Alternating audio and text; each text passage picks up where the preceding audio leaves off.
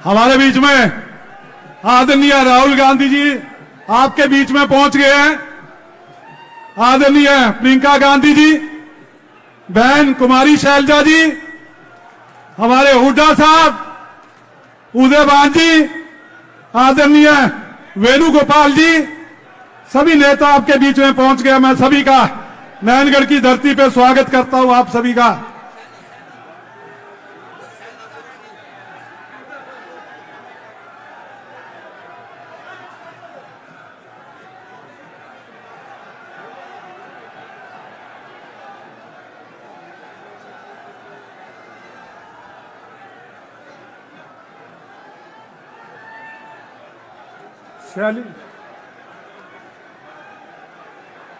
शैली नहीं है,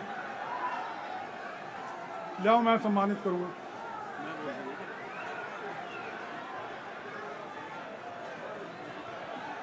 मैं आपकी उम्मीदवार शैली चौधरी जी से निवेदन करूंगा कि वो राहुल जी का स्वागत करें।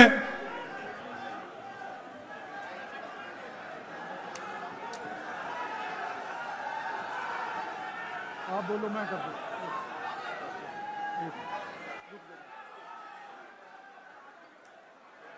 एक मिनट,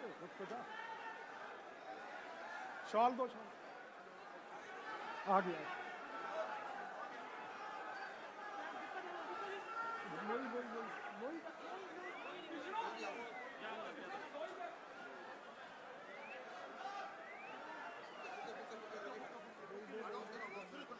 मैं शैली जी से कहूंगा कि वो राहुल गांधी जी का स्वागत करें।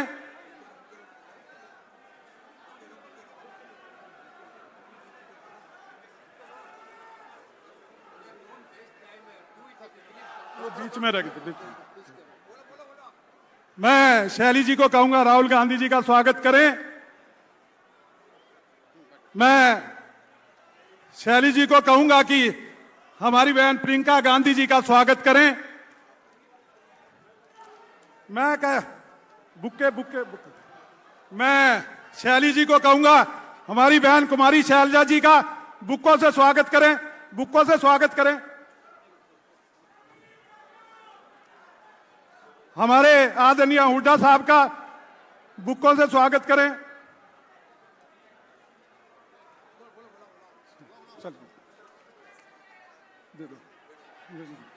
मैं अब शैली जी से निवेदन करूंगा कि वो आपके आके आपका स्वागत भाषण दें।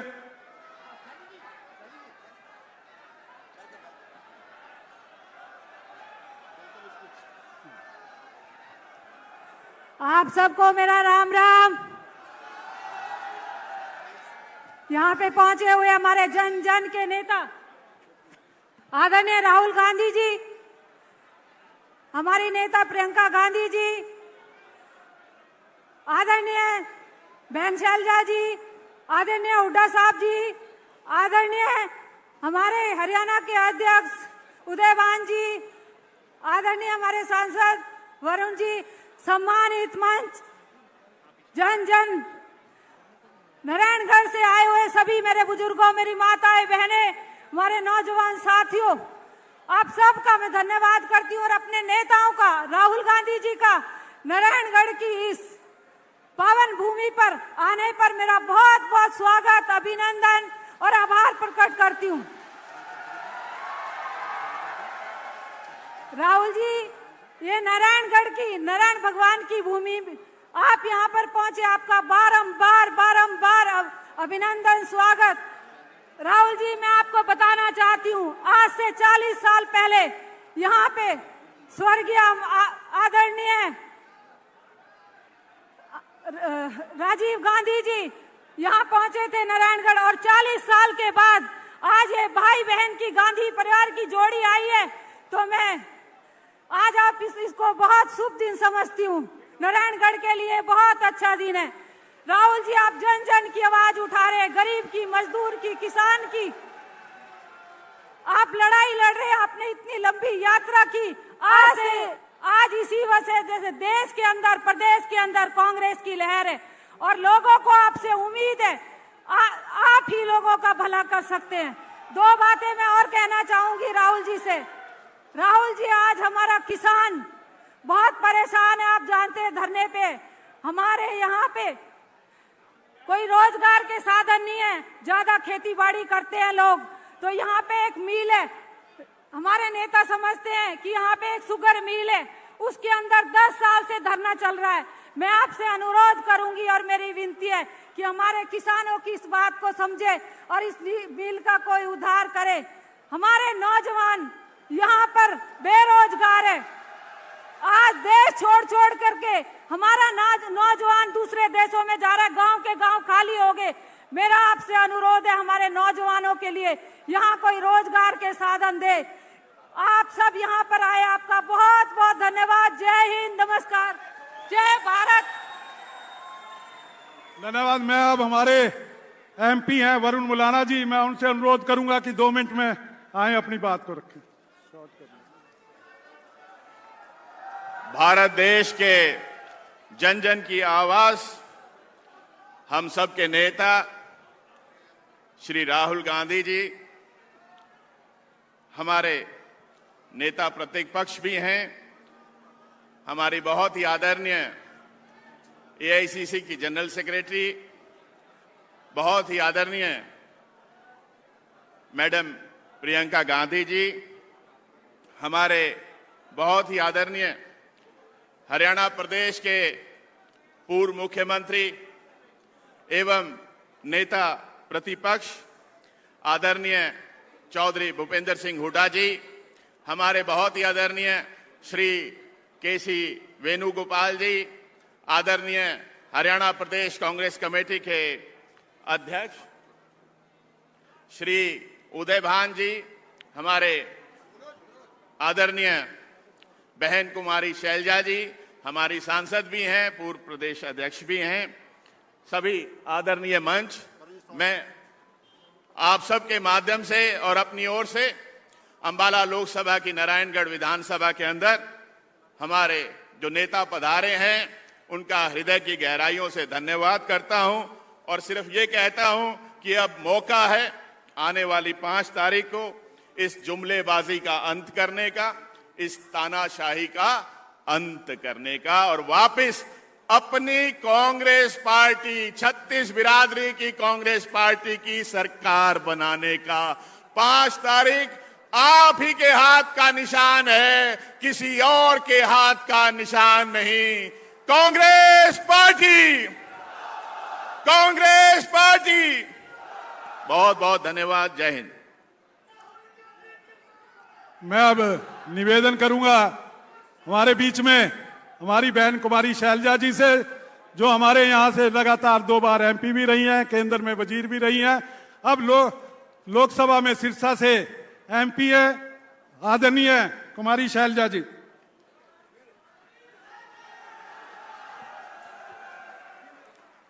हमारे बहुत ही सम्मानित नेता, सबके दिल की धड़कन, जिनका हम इंतजार कर रहे थे, राहुल गांधी जी, हमारी बहुत ही सम्मानित नेता, हमारी बहन प्रियंका गांधी जी, हमारे general secretary organisation Shri Venugopal ji, हमारे पीसीसी अध्यक्ष श्री उदय भान जी, हमारे नेता प्रतिपक्ष विधानसभा में पूर्व मुख्यमंत्री सीएलपी लीडर श्री भूपेंद्र हुड्डा जी, यहाँ से हमारे सांसद वरुण चौधरी जी, यहाँ से हमारी विधायक छोटी बहन शैली चौधरी जी, हमारे कार्यकारी अध्यक्ष रामकिशन जी गुर्जर और मंचासीन हमारे सभी सम्मानित कांग्रेस के नेतागण, हमारे साथीगण, यहाँ पर इतने उत्साहित बैठे हमारे बहुत ऊर्जावान नौजवान साथियों, मेरे सम्मानित बुजुर्गों, मेरी बहनों, मीडिया के हमारे साथीगण, साथियों, मैं आप सब की ओर से, अपनी ओर से, अपने नेता राहुल गांधी जी का बहुत बहुत स्वागत करती हूं। हमारी नेता प्रियंका गांधी जी का दिल की गहराइयों से स्वागत करती हूं और इनका धन्यवाद करती हूं कि आपने जो आज यहां आकर, वैसे तो जब यात्रा निकाली राहुल जी ने और हमारे उत्तरी हरियाणा से निकले, आपने असली जान तो कांग्रेस में तब फूंक दी थी। और ये सभी लोग रात रात को वहां पर बैठकर सुबह 5 बजे से आपका इंतजार कर रहे थे। राहुल जी, 2 घंटे का केवल आपका वहां से यात्रा से गुजरना था, लेकिन आप एक जान डाल गए थे पूरे हरियाणा में। और आज उसका नतीजा हम देख रहे हैं, जो हरियाणा में एक ये लहर है, और आज आपके और प्रियंका जी के आने से ये और ज्यादा तेज हो गई। इसके लिए आपका धन्यवाद। ज्यादा कुछ ना कहते हुए, भाजपा के दिन लद गए हैं। केंद्र में तो आपने मोदी जी को कॉर्नर किया हुआ है। पूरे देश में आज मोदी जी के नाम पर जो एक वो पहले जुमलेबाजी थी, वो अब खोखलापन साबित हो गया। हरियाणा में भाजपा ना नीति है ना नेता है। लोग इंतजार में हैं कि कब भाजपा की सरकार को उखाड़ फेंके, वो दिन आ गया है और कांग्रेस की सरकार बने आपकी रहनुमाई में। ज्यादा कुछ ना कहते हुए एक बार फिर आपका मैं यहाँ पर स्वागत करती हूँ और दिल की गहराइयों से धन्यवाद करती हूँ। और आप सबसे अपील है कि आप ज्यादा से ज्यादा बहुमत से जितना वरुण जी को जिताए, उससे डबल बहुमत से आप शैली जी को जिताएंगे और आसपास की सीटों पर भी आप सब जगह कांग्रेस पार्टी को जिताएंगे। बहुत बहुत धन्यवाद। जय हिंद। धन्यवाद। अब मैं निवेदन करूंगा नेता प्रतिपक्ष पूर्व मुख्यमंत्री चौधरी भूपेंद्र सिंह हुड्डा जी से कि वो भी आकर अपना संबोधन दें।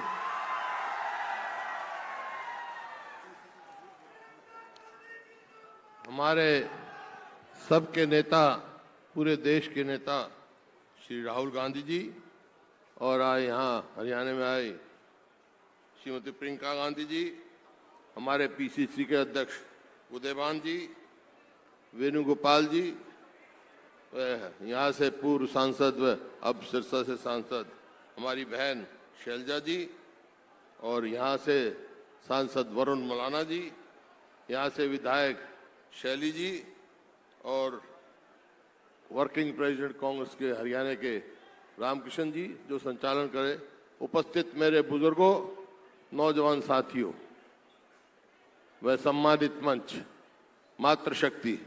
देखिए, बात तो राहुल जी अपने भाषण में सारी बात बताएंगे। मैं तो एक ही बात कहना चाहता हूं कि जब राहुल जी ने यहाँ हाथ से हाथ जोड़ो यात्रा करी, देश जोड़ो यात्रा करी, और उसके बाद और यात्राएं चली, उसके बाद हरियाणा में पूरी ऊर्जा हुई। चुनाव आज हरियाणा में, छोटा सा प्रदेश है, लेकिन सारा देश टकटकी लगा के देख रहा है इधर हरियाणा के चुनाव की तरफ कि हरियाणा के लोग क्या फैसला लेते हैं। क्यों हरियाणा के जो लोग फैसला लेते हैं, दिल्ली में भी वही फैसला होता है। तो आज समय है आया कि आज हर जगह हम बदले। एक ही बात कह के अपना स्थान लूंगा, पूरे हरियाणा में एक ही आवाज है, कांग्रेस आ रही है, भाजपा जा रही है। 36 बिरादरी ने मन बना लिया है कि हरियाणा में अब की बार कांग्रेस सरकार, और राहुल गांधी जी के हाथ मजबूत करेंगे हरियाणा। मैं विश्वास दिला सकता हूं राहुल जी को कि हवा कांग्रेस के पक्ष में है। हरियाणा में कांग्रेस की सरकार बनने जा रही है आपके नेतृत्व में, और ये आवाज पूरे देश में उठ के जाएगी। इन्हीं शब्दों के साथ बहुत बहुत धन्यवाद। जय हिंद। धन्यवाद। अब मैं निवेदन करूंगा कि हमारे बीच में हमारी महासचिव, पार्टी के एआईसीसी की महासचिव, हमारी नेता प्रियंका जी आए हैं।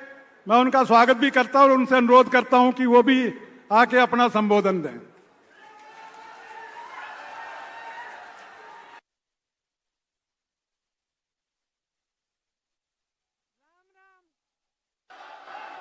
भाई और बहनों, आप सबको मेरा राम राम।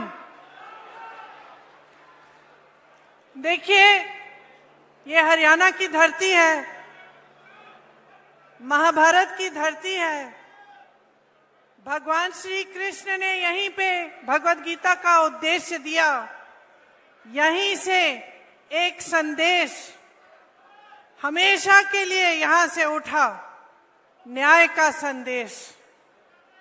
वो संदेश जिसने हमारे धर्म को बनाया, हमारे देश को बनाया, हमारे संविधान को बनाया।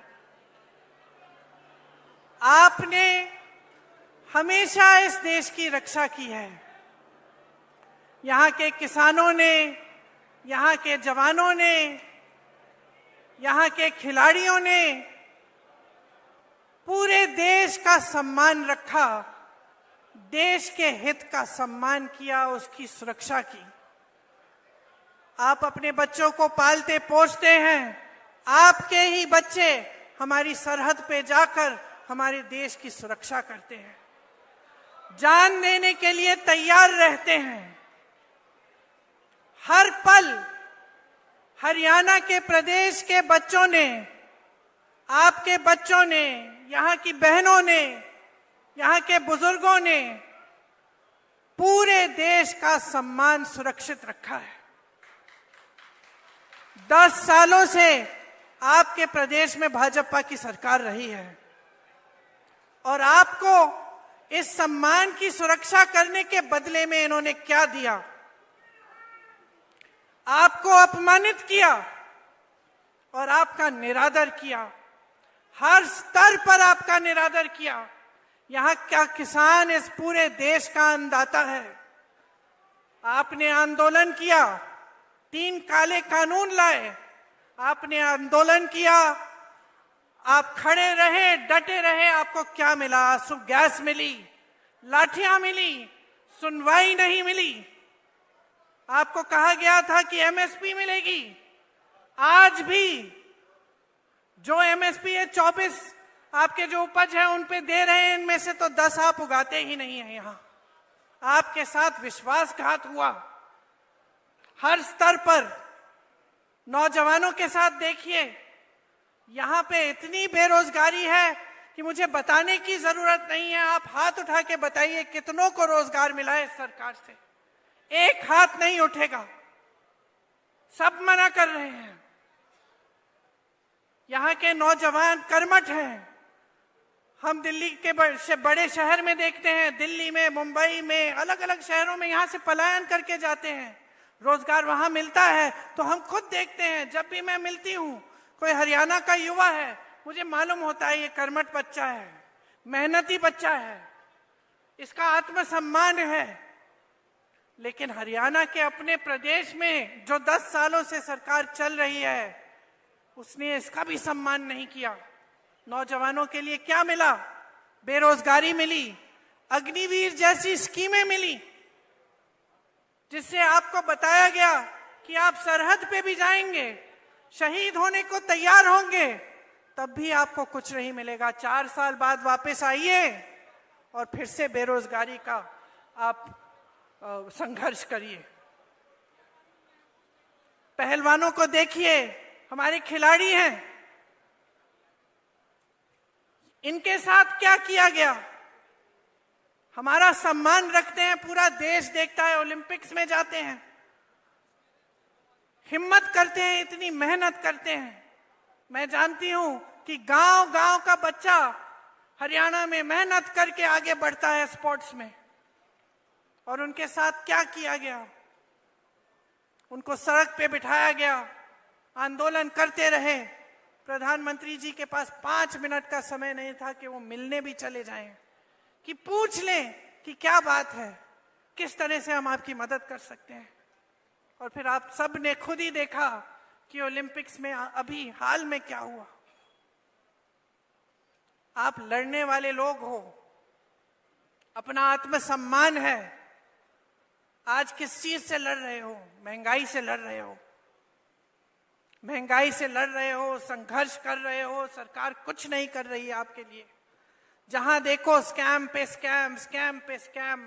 नौजवान पढ़ते लिखते हैं किस लिए? पेपर लीक होता है, एक भी भर्ती नहीं होती है, तमाम जो सरकारी नौकरियां हैं सब खाली पड़ी रहती हैं। तो आपके सामने आपका भविष्य क्या है? आज आत्मसम्मान से जीना है, न्याय चाहिए, तो इस सरकार को फेंक निकालो, हटा दो इस सरकार को। कुछ नहीं मिला है आपको इस सरकार से, सिर्फ बड़ी बड़ी बातें। और मुझे ताज्जुब होता है कि बड़े से बड़े प्रधानमंत्री भी यहां आते हैं, वही पुरानी बातें कह रहे हैं जो 10 साल पहले कही। आज वादे कर रहे हैं कि वो ये करेंगे, वो करेंगे, एमएसपी करेंगे, रोजगार दिलवाएंगे। अरे 10 सालों में क्यों नहीं किया? 10 सालों में किसानों की सुनवाई क्यों नहीं हुई? नौजवानों की सुनवाई क्यों नहीं हुई? जवानों की, पहलवानों की सुनवाई क्यों नहीं हुई? महिलाओं की सुनवाई क्यों नहीं की? जो महंगाई के सामने तड़प रहे हैं, जूझ रहे हैं महंगाई से, एक छोटी सी चीज खरीद नहीं पाते। त्योहार आते हैं, घबराहट होती है, घर में कोई बीमार पड़ता है, घबराहट होती है, फीस भरनी पड़ती है, घबराहट होती है। और ये लोग वही घिसी पिटी बातें जो 10 सालों पहले इन्होंने आपसे की थी, वही बार बार दोहराते रहते हैं। कोई नई स्कीम इन्होंने निकाली आपके लिए? एक स्कीम निकाली, ये जो परिवार वाला आईडी कार्ड है, ये है इनकी नई स्कीम। परिवार पहचान पत्र कहते हैं, ये परिवार परेशान पत्र बन गया है। इसके लिए भी आपको परेशानियां ही झेलनी पड़ रही हैं, इसके अलावा कुछ नया नहीं लाए हैं। आपको मजबूत करने के लिए, आपके भविष्य को उज्जवल करने के लिए, आपको सम्मान देने के लिए कुछ नहीं लाए हैं। शैलजा जी ने कहा कि यहां कांग्रेस की लहर है, हुड्डा जी ने भी कहा कि पूरे हरियाणा में कांग्रेस की लहर है। मैं कहती हूं ये आपके सम्मान की लहर है, ये आपके सम्मान की लहर है। अब समय आया है कि संविधान के द्वारा जो आपको वोट दिया गया है, इसको आप एकदम सावधानी से आप इसका इस्तेमाल करें। अगर आज आप बट जाएंगे और किसी भी राजनीतिक दल ने आपको बांटने की कोशिश की और आप बट जाएंगे, आप इनके बहकावे में आ जाएंगे, तो आपको अपना सम्मान वापस नहीं मिलेगा। इस संविधान ने आपको सम्मान दिया है, इस संविधान ने आपको हक दिया है, अधिकार दिया है। इस संविधान को बदलने वाले जो बात करते हैं कि इस संविधान को बदलेंगे, उनको आप बदल डालिए। ये सम्मान की लहर जो पूरे प्रदेश में फैली हुई है, इसको और भी मजबूत बनाइए। भाजपा जा रही है, कांग्रेस आ रही है, आपका सम्मान आ रहा है। आप मेरे साथ एक बार कहिए, भाजपा जा रही है, कांग्रेस आ रही है। डटकर वोट दीजिए। कांग्रेस के जितने भी नेता हैं, ये आपके लिए समर्पित हैं। ये हमेशा से जमीनी नेता रहे हैं, यहां पर सब मंच पे बैठे हैं। मेरे बड़े भाई राहुल जी, जिन्होंने पूरे देश भर में यात्रा की, इससे बड़ा समर्पण आप मुझे पूरे देश भर में दिखा दीजिए। जो आपके लिए अपने जान देने के लिए तैयार हैं, जो दिन रात आपके लिए, आपकी एकता के लिए, आपके सम्मान के लिए काम करते हैं। हुड्डा जी बैठे हैं, शैलजा जी बैठी हैं, तमाम हमारे कार्यकर्ता, हमारे कांग्रेस के पदाधिकारी बैठे हैं, सब आप ही के लिए समर्पित हैं। हरियाणा को मजबूत बनाने के लिए, हरियाणा के विकास के लिए, आपके लिए दिन रात काम करके दिखाएंगे। आप हमारे हाथ मजबूत करिए, इस चुनाव में दिखाइए कि आप आज भाजपा से थक चुके हैं, ऊब चुके हैं। आप आज एक नई सरकार चाहते हैं जो आपके लिए काम करे, जो 24 घंटे आपके सम्मान को उभारे और आपको मजबूत बनाए। आपको बहुत बहुत धन्यवाद। लंबी बात नहीं कहना चाह रही थी, मैं जानती हूं आप राहुल भैया की बातों को सुनने के लिए बहुत इंतजार कर रहे हैं, इसलिए अब मैं राहुल जी से कहती हूं आके आपसे बात करें। धन्यवाद। धन्यवाद। अब मैं जिनका आप लंबे समय से इंतजार कर रहे थे, आदरणीय हमारे नेता राहुल गांधी जी वो आपके बीच में आए, अपना संबोधन दे। और मैं हमारे कैंडिडेट हैं जो तीनों, उनसे निवेदन करूंगा एक बार आगे आ जाएं। तीनों कैंडिडेट चले जाना, चले जाओ।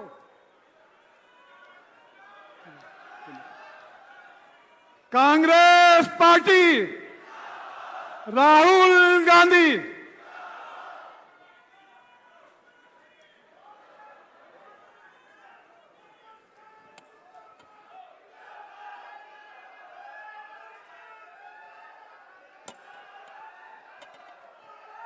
केसी वेणुगोपाल जी, प्रियंका जी, उदय भान जी, भूपेंद्र हुड्डा जी, कुमारी शैलजा जी, वरुण चौधरी जी, स्टेज पे कांग्रेस पार्टी के सीनियर नेता, हमारे प्यारे कार्यकर्ता बब्बर शेर, टाइगर, भाई और बहनों, आप सबका यहां बहुत बहुत स्वागत।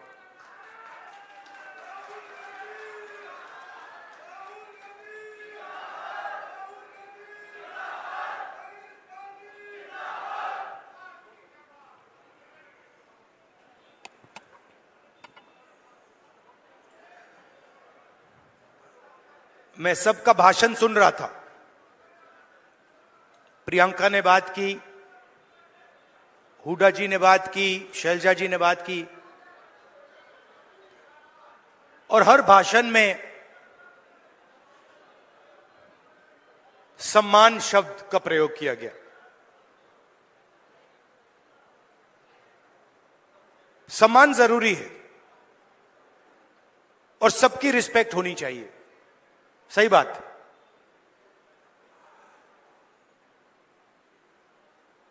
मगर उतनी ही जरूरी बात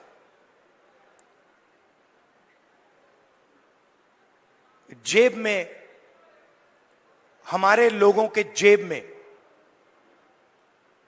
कितना पैसा जा रहा है और जेब में से कितना पैसा खींचा जा रहा है। आपके पास सामान हो, मोदी जी आपकी 24 घंटा रिस्पेक्ट करें, मगर 24 घंटा आपके जेब में से पैसा निकलता जाए और आपके जेब में पैसा ना आए तो सामान हो सकता है मगर भूखे मर जाएंगे।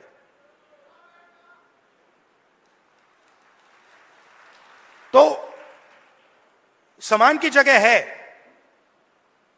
मगर मेरे लिए उतना ही जरूरी सवाल कि हमारे गरीब लोगों के जेब में उनके बच्चों की शिक्षा के लिए, स्वास्थ्य के लिए, भविष्य के लिए बैंक अकाउंट में कितना पैसा है, सीधी सी बात। और आपको यह पूछना है कि क्या हमारे जेब से ज्यादा पैसा निकल रहा है या वापस जेब में ज्यादा पैसा अंदर आ रहा है। यह सिंपल सी बात है। और अगर निकल रहा है, खींचा जा रहा है, तो कैसे निकल रहा है, कौन निकाल रहा है, और अगर जेब में आ रहा है तो कौन डाल रहा है और कैसे डाला जा रहा है। आप सोचिए,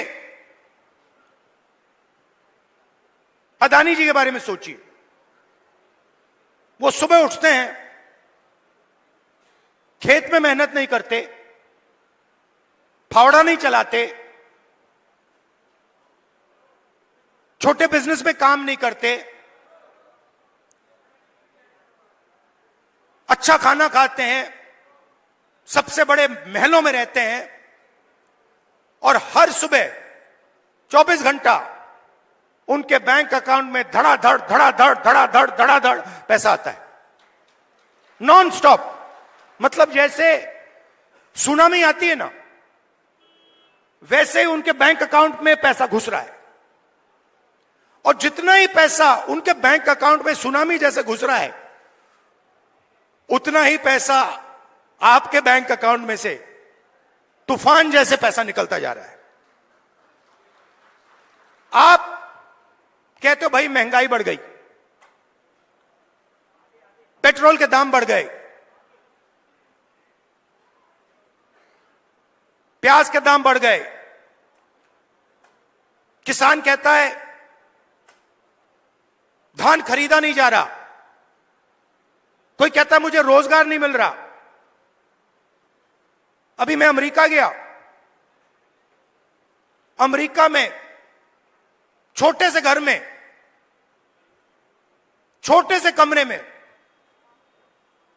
मतलब 10 फुट 15 फुट बाय 15 फुट, उसके अंदर 15-20 हरियाणा के युवा। मैंने आपसे पूछा ये अमेरिका में क्यों बैठे हैं? ये हरियाणा से क्यों भागे? उनसे मैंने पूछा, पता नहीं आपने वीडियो देखा नहीं देखा, उनसे मैंने पूछा भैया बताओ हरियाणा में इतनी कमी क्या है कि आप गए? कहते हैं राहुल जी हम सिर्फ गए नहीं, जान पर खेल कर गए। पहले हम टर्की गए, टर्की के बाद हम कजाकिस्तान गए, कजाकिस्तान के बाद हम कोलंबिया गए, कोलंबिया के बाद सूरीनाम, सूरीनाम के बाद पनामा। पूरी दुनिया के चक्कर काटे, बोट में गए, बोट डूब गई, हमारे दोस्त मरे, हमारे आंखों के सामने डूबे। जंगल में माफिया के लोगों ने गोली मारी, जो चल नहीं पा रहा था उसको उड़ा दिया, खत्म कर दिया। हमने उसकी लाश देखी, वीडियो दिखाया उन्होंने। हमारे लॉयर ने कहा भैया इसको वीडियो को आप न मत दिखा देना। वहां पे एक साथ खाना पका रहे हैं। एक मुझे कहता है राहुल जी मैं ट्रेलर में रहता हूं, हर रोज कोई ना कोई आकर मुझे पीट देता है, हर रोज कोई ना कोई आकर मुझे पीट देता है। वो ड्रग्स लेते हैं और रात को आके मुझे मारते हैं। दूसरा कहता है भाई राहुल जी मेरा एक्सीडेंट हो गया, मेरा पूरा पेट बाहर निकल गया, मैं चल नहीं पाता हूं। उन्होंने मुझे कहा जाके हमारे परिवार से मिलिए। मैंने कहा क्यों? कहते हैं राहुल जी हम इनको 10 साल के लिए नहीं मिल पाएंगे। 10 साल के लिए हम ना अपनी माता, ना अपने पिता, ना अपने बच्चों को देख पाएंगे, क्योंकि अगर हम वापस गए तो वापस अमेरिका नहीं आ पाएंगे। मैंने पूछा कितने पैसे लगे, मतलब जेब से कितना पैसा निकला रोजगार ढूंढने के लिए? कहते 50 लाख रुपए लगे। मैंने कहा कहां से आए? आधे कहते खेत बेचकर, दूसरे किया लोन किस लिया 2% प्रति महीना, मतलब साहूकार से लोन लिया। अगर कोई 2% प्रति महीना लोन ले लेता है वो बच नहीं सकता, उसमें डूबेगा वो।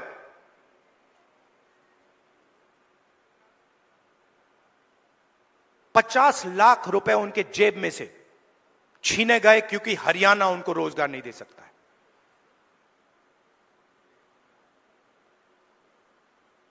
कहां गए? किसके हाथ में गए? क्यों गए? फिर मैं वापस आया, वायदा किया था, करनाल गया, 5 बजे सुबह परिवार से मिला, वीडियो कॉल चल रही है। मैं सोच रहा हूं ये हो क्या रहा है। एक तरफ अमेरिका में डैलस में 20-25 युवा, हिंदुस्तान का फ्यूचर वहां बैठा हुआ है, इस तरफ माताएं, बहनें, बेटे, हम बातचीत कर रहे हैं। मैं परिवार से बोल रहा हूं और बात करते हुए एक छोटा सा लड़का देव दौड़ता हुआ कंप्यूटर के पास जाता है, कंप्यूटर को ऐसे पढ़ता है, पकड़ता है, चिल्लाता है पापा पापा पापा पापा वापस आओ। पापा मुस्कुरा रहा है। मैंने देखा ये मुस्कुराना नहीं चाहता है, ये रोना चाहता है। मगर इसको अपने बेटे के सामने मुस्कुराना पड़ रहा है। क्यों? क्योंकि उसके जेब में से हर रोज पैसा निकाला जाता है। उसे कहा जाता है महंगाई है। क्यों है? क्योंकि अंबानी और अदानी जैसे लोग हिंदुस्तान के किसानों से, मजदूरों से उनका हक छीनते हैं,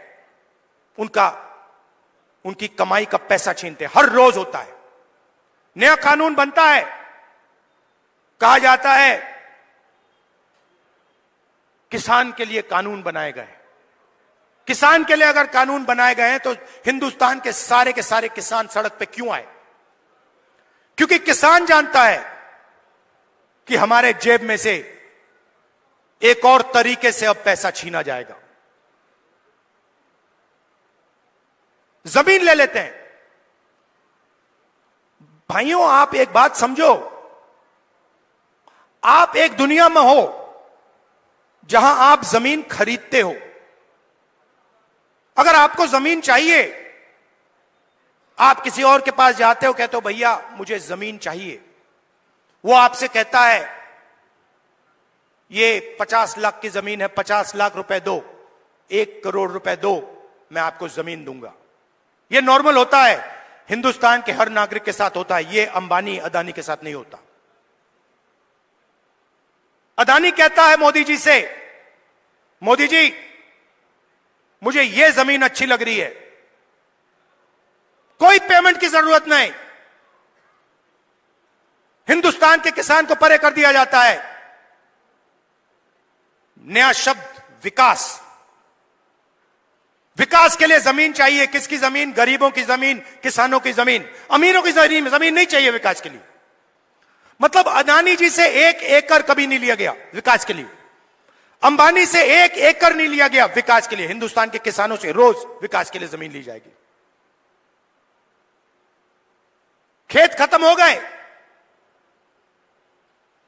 धान नहीं खरीदा जाता, सही रेट नहीं मिलता, फिर आप भगते हो सेना की ओर। आप कहते हो चलो यहां काम नहीं हुआ, चलो आर्मी में जाते हैं, बॉर्डर पे खड़े हो जाएंगे, देशभक्ति की आग है उसे जलाएंगे और वहां खड़े हो जाएंगे। फिर मोदी जी कहते हैं नहीं भैया, वहां से भी हम आपके जेब में से चोरी करेंगे। यह अग्निवीर स्कीम नहीं है, यह गलतफहमी में मत रहिए। यह जवानों की पेंशन चोरी करने का तरीका है। सीधी सी बात है। जो नॉर्मल जवान होता है उसे पेंशन दी जाएगी, पूरी जिंदगी उसे पेंशन दी जाएगी। जिसको अग्निवीर नाम दिया है उसे पेंशन नहीं मिलेगी। मतलब अग्निवीर से उसके जेब से पैसा छीना गया है। कहां गया? अदानी जी की जेब में। आप देखिए बड़ी बड़ी उनके, जाइए वेबसाइट पे जाइए, Adani defence. Adani defence Israel की कंपनी है, अमेरिका की कंपनी है, उसमें अदानी को लेना देना नहीं है। इजराइल की कंपनी हथियार बनाती है, उस पे अदानी का लेबल लगता है। कारतूस बनाती है, ड्रोन बनाती है, उस पे लेबल लगता है अदानी। और हिंदुस्तान की सेना अदानी से खरीदती है, मार्जिन अदानी बनाता है, उसका आधा राजनीतिक दल को मिल जाता है, मोदी जी की मार्केटिंग में चला जाता है। तो सम्मान बहुत जरूरी है, मगर पैसे के बिना सम्मान मिल ही नहीं सकता। और मेरा लक्ष्य, जितना पैसा मैं बता रहा हूं आपको, याद रखो, जितना पैसा इन्होंने अदानी अंबानी को दिया है उतना पैसा मैं हिंदुस्तान के किसान, मजदूर, गरीब, दलित उनके जेब में डालने वाला हूं। एक ना एक तरीका निकाल कर, एमएसपी दिलवाकर, कर्जा माफ कर मैं बता रहा हूं, जितना नरेंद्र मोदी ने इनको दिया ना, आप देख लेना, उतना पैसा हम कांग्रेस पार्टी में गरीबों को देने वाले हैं। सिंपल सी बात है, सिंपल सी बात है। आपके जेब में से कितना निकल रहा है और जेब में कितना जा रहा है। लोकसभा चुनाव में हमने बात कही, मैं आपको बताऊं मजे की बात। हमने कहा कि हम चाहते हैं कि हिंदुस्तान के हर गरीब महिला के बैंक अकाउंट में 1 लाख रुपए डालना है। वो सारे एक्सपर्ट खड़े हो गए, मैं बता रहा हूं आपको, सारे एक्सपर्ट खड़े हो गए, नहीं नहीं नहीं नहीं नहीं नहीं, नहीं हो सकता, करा नहीं जा सकता, ऐसे नहीं होता। मैंने उनसे कहा देखो भैया, आप एक्सपर्ट हो, आपको जो बोलना है बोल दो, मगर 1 लाख रुपया हिंदुस्तान की गरीब महिलाओं के बैंक में जाएगा, आपको अच्छा लगे ना लगे। आपको जो कहना है, जो करना है कर लो, मुझे कोई फर्क नहीं पड़ सकता। अगर 16 लाख करोड़ रुपया अदानी जैसे लोगों का कर्जा माफ हो सकता है, तो मैं बता रहा हूं 16 लाख करोड़ रुपया आपका कर्जा माफ हो सकता है। और मैं ये नहीं कह रहा हूं, मैं ये नहीं कह रहा हूं कि भैया उनका मत करो, इनका करो। मैं कह रहा हूं कि अगर अरबपतियों का हो सकता है तो फिर किसानों का हो सकता है। अगर आप न्याय चाहते हो, आप चाहते हो कि किसान का कर्जा माफ ना हो, मोदी जी कहते हैं किसान का कर्जा माफ नहीं होना चाहिए, तो फिर ठीक है, हर किसान इस बात को एक्सेप्ट करेगा, मगर फिर अदानी का भी 1 रुपया माफ नहीं होना चाहिए। अगर आप कहते हो कि अदानी का पैसा माफ होगा, तो फिर किसान का होगा, मजदूर का होगा, स्टूडेंट्स का होगा, माताओं बहनों का होगा। और अगर आप चाहते हो कि हिंदुस्तान के किसान का कर्जा माफ ना हो, हम एक्सेप्ट करने को तैयार हैं, मगर फिर अरबपतियों का नहीं होगा। मगर अगर आप उनको पैसा देते हो तो इनको देना ही पड़ेगा। हम ये 2 हिंदुस्तान नहीं चाहते, हमें एक हिंदुस्तान चाहिए, न्याय का हिंदुस्तान। इसीलिए हरियाणा में हमने 3-4 कदम लिए हैं, और इन चीजों का लक्ष्य एक ही है, आपके बैंक अकाउंट में पैसा डालना।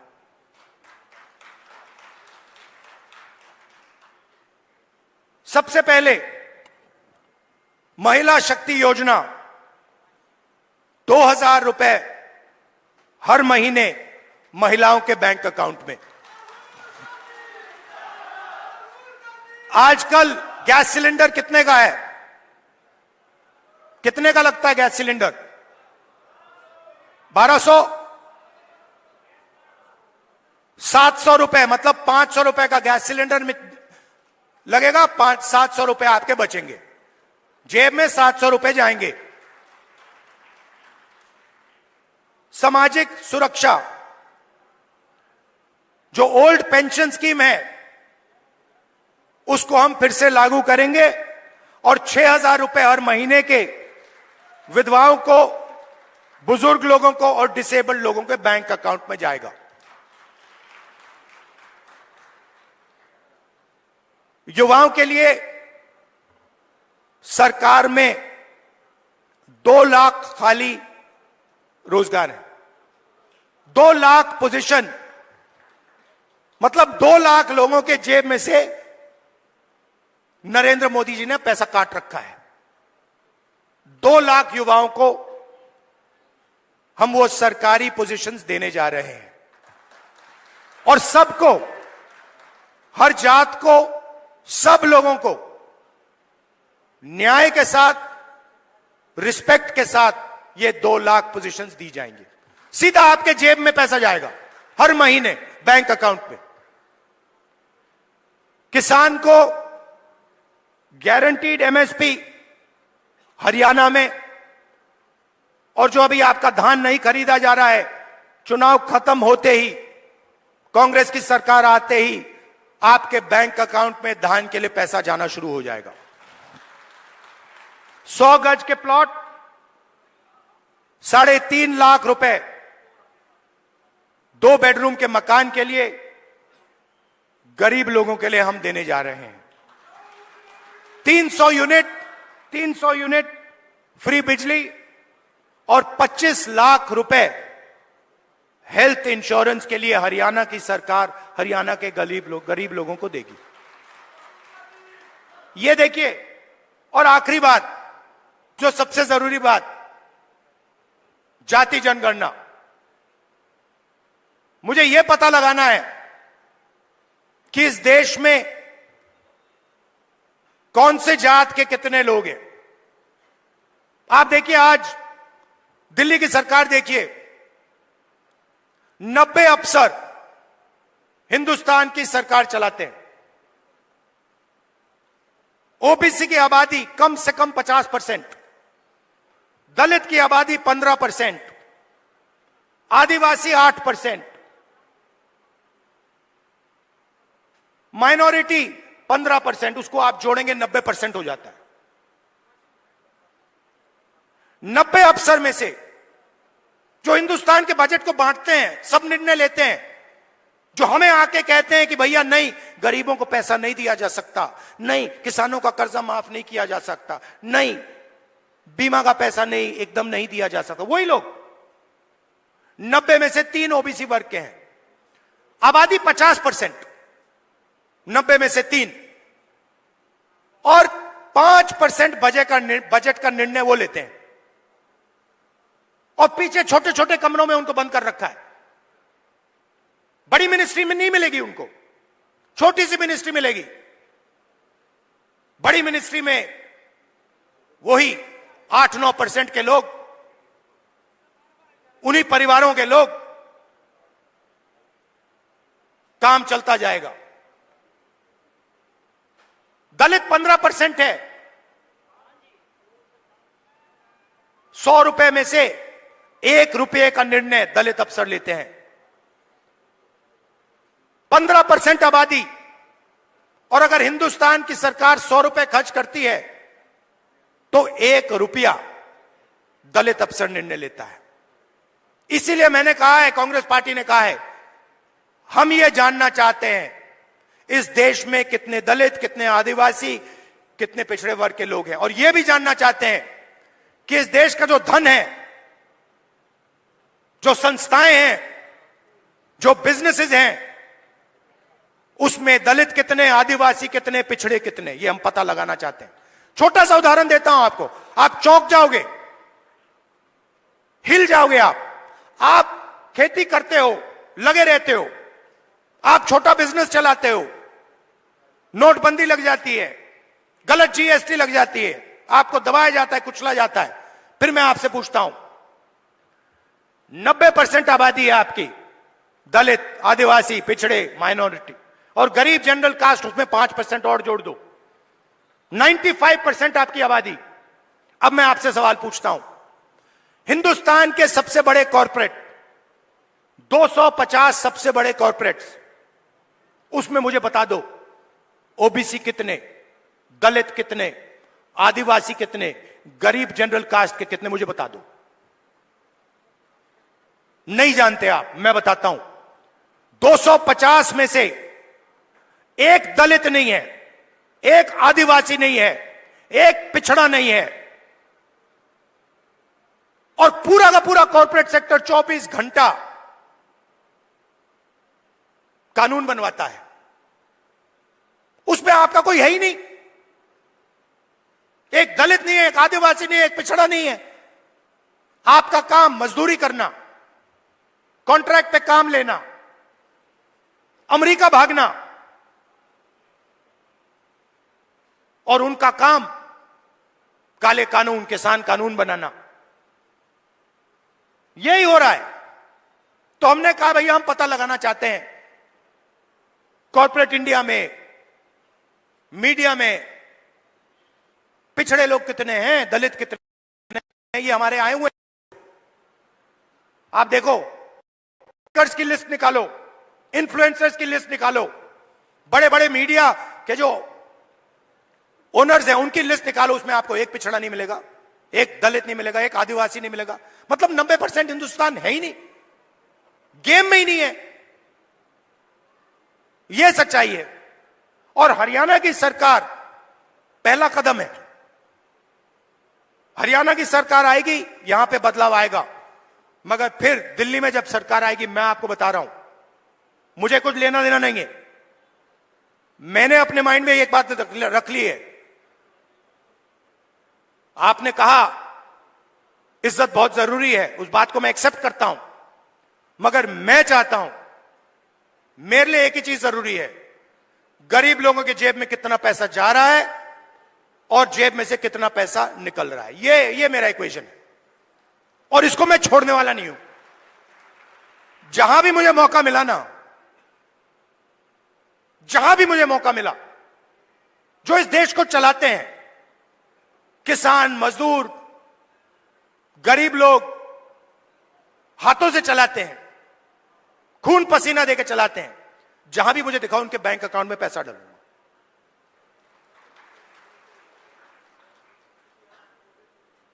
ये मैं आपसे कहना चाह रहा था। मैंने आपको धान की बात बताई कि जैसे ही हमारी सरकार चुनी जाएगी वैसे ही धान का पैसा आपके बैंक अकाउंट में आना शुरू हो जाएगा। दूसरी बात, सरकार बनेगी तो 36 बरादरियों की सरकार बनेगी, सबकी सरकार बनेगी, न्याय की सरकार बनेगी और भागीदारी सबको दी जाएगी। और आखिरी बात, ये जो बीच में इंडिपेंडेंट पार्टी आ रखी हैं, छोटी छोटी पार्टियां हैं, ये सब बीजेपी की पार्टीज हैं। इनका रिमोट कंट्रोल इनके हाथ में है। लड़ाई बीजेपी और कांग्रेस के बीच में है, विचारधारा की लड़ाई है।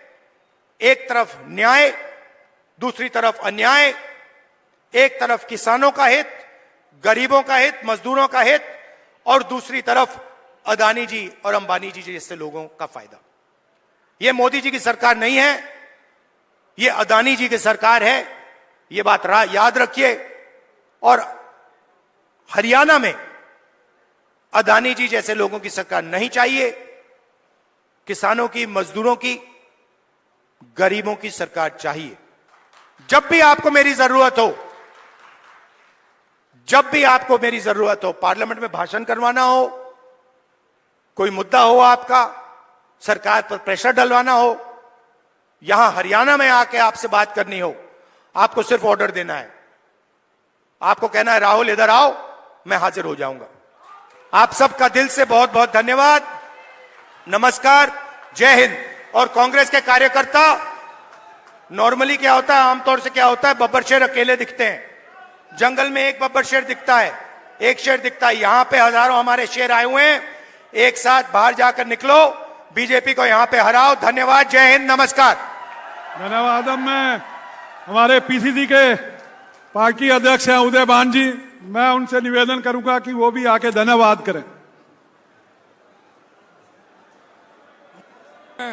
हेलो, लोकसभा में प्रतिपक्ष के नेता, कांग्रेस के पूर्व राष्ट्रीय अध्यक्ष आदरणीय श्री राहुल गांधी जी, हमारे बीच में उपस्थित आदरणीय बहन प्रियंका गांधी जी, हमारे बीच में उपस्थित आदरणीय श्री केसी वेणुगोपाल जी, हरियाणा के पूर्व मुख्यमंत्री, लोकप्रिय नेता आदरणीय चौधरी भूपेंद्र सिंह हुड्डा जी, हमारी बहन कुमारी शैलजा जी, वर्किंग प्रेसिडेंट आदरणीय भाई रामकिशन जी, यहां से आपकी विधायिका और वर्तमान में चुनाव लड़ रही बहन शैली जी, प्रदीप चौधरी जी, और मंच पर बैठे हुए मेरे अन्य सभी नेतागण, आदरणीय राहुल गांधी जी का मैं हरियाणा प्रदेश कांग्रेस कमेटी की तरफ से हार्दिक स्वागत करता हूं, अभिनंदन करता हूं और बहुत बहुत धन्यवाद करता हूं